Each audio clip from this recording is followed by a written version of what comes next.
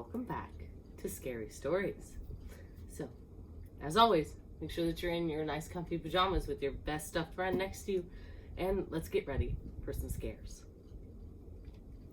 Tonight's story, is one of my favorites, and it's a bit of a long one, so make sure that you're nice and snuggled in tight.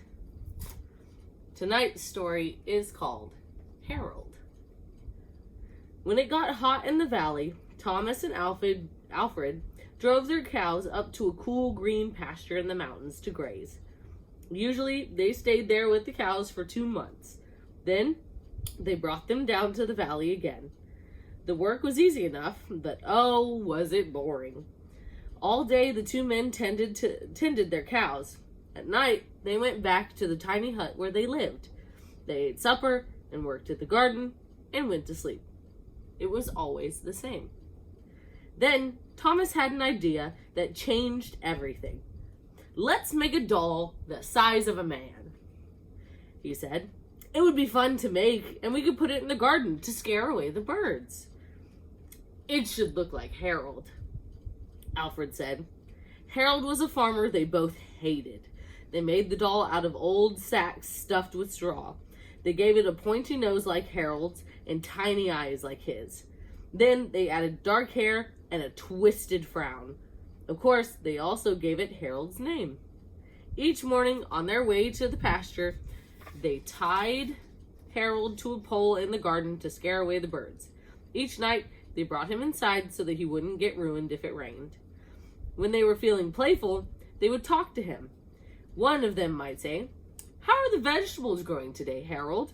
Then the other, making believe he was Harold, would answer in a crazy voice, "Very slowly." They would both laugh, but not Harold. Whenever something went wrong, they took it out on Harold. They would curse at him, even kick him or punch him. Sometimes one of them would take the food they were eating, which they both were sick of, and smear it on the doll's face. "How do you like that stew, Harold?" he would ask. "Well, you'd better eat it, or else." Then the two men would howl with laughter. One night, after Thomas had wiped Harold's face with the food, Harold grunted. "Did you hear that?" Alfred asked. "It was Harold," Thomas said. "I was watching him when it happened." "I can't believe it." "How could he grunt?" Alfred asked. "He's just a sack of straw. It's not possible." "Let's throw him in the fire," said Thomas, "and that will be that."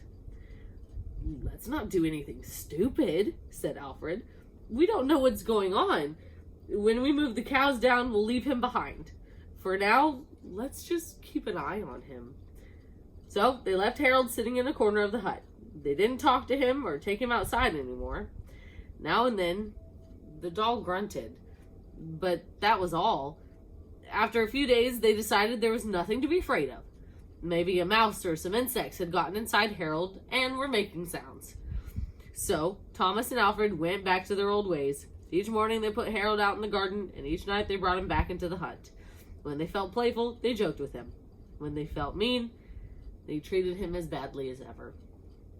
Then one night, Alfred noticed something that frightened him. "Harold is growing," he said. "I was thinking the same thing," Thomas said. "Maybe it's our imagination?" Alfred replied. "We have been up here on this mountain too long."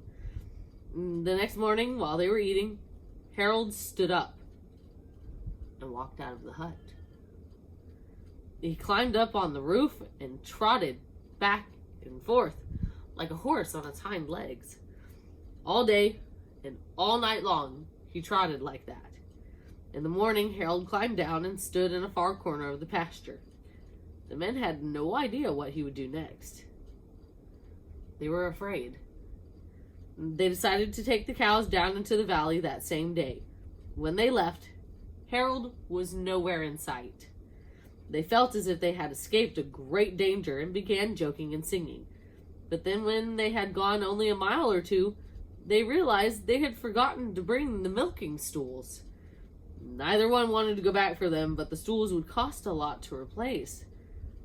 "There really is nothing to be afraid of," they told one another. And after all, what could a doll do? They drew straws to see which one would go back. It was Thomas. "I'll catch up with you," he said, and Alfred walked on toward the valley. When Alfred came to a rise in the path, he looked back for Thomas. He did not see him anywhere, but he did see Harold. The doll was on the roof of the hut again. As Alfred watched, Harold kneeled and stretched out a bloody skin to dry in the sun. And that's the end of our story for tonight. As always, good night.